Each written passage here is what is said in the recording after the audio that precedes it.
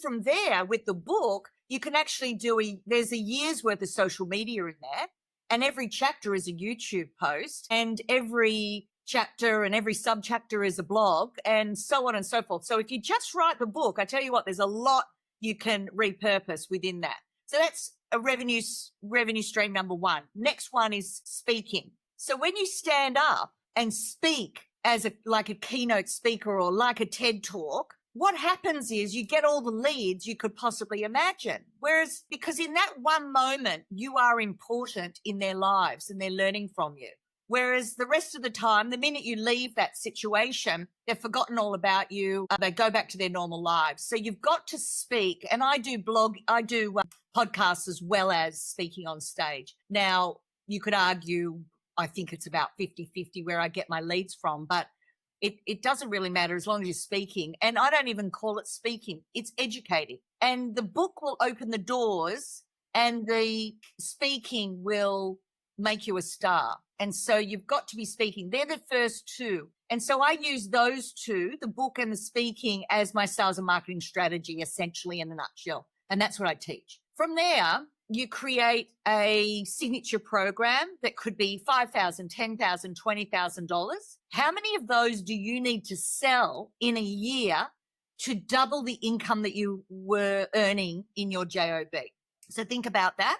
And you don't need a lot. That's what I love about it. Signature programs, high ticketed items are the way to go in my view, because it's just as hard to manage 100 people that paid you $27 as it is to manage 20 people that paid you $20,000.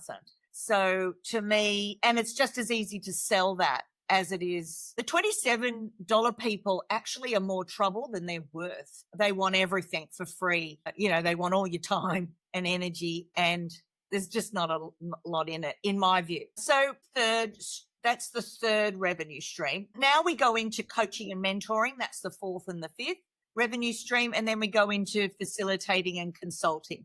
That's the sixth and the seventh income stream. So what I do is I create an entire personal brand around that with those 7 streams of income within it. And, they can just get on with it. We build that all within like 90 days. So it is just like magic.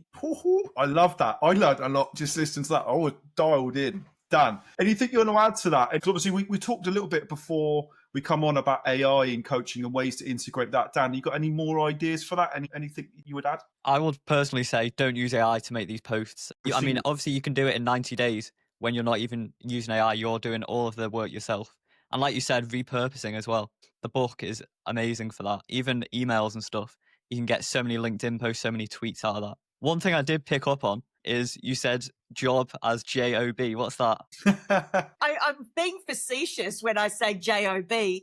I'm saying it's a job. You're leaving your corporate job. Everyone wants to, 75% of people want to leave their corporate jobs. So the easy next step is to become an expert in your field of excellence. And so that's what I exist for. I try to capture them at that time before they leave, because I want to run a dual strategy with them where they stay in their JOB, stay in their job, let that fund you while we build this in the background as a side hustle, we would call it, so that you're not under any financial stress. The problem is all these self-help personal development people go, oh my God, believe in yourself. Just jump off the cliff and build the parachute on your way down. Please do not do that. It'll put you under a lot of stress.